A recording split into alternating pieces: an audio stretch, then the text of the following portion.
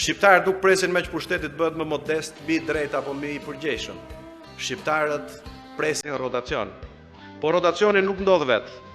Rotacioni kërkon një opozit besueshme me çdo cep të Shqipërisë, me demokratët të cilët për fat keq dhe e pranoj që janë braktisur jo vetëm nga qeveria, por janë neglizhuar dhe nga një sër drejtuesish Partisë Demokratike, të cilëve besimi i dhënë me votë prej demokratëve nuk i ka mjaftuar për të takuar demokratët dhe qytetarët në çdo cep të Shqipërisë.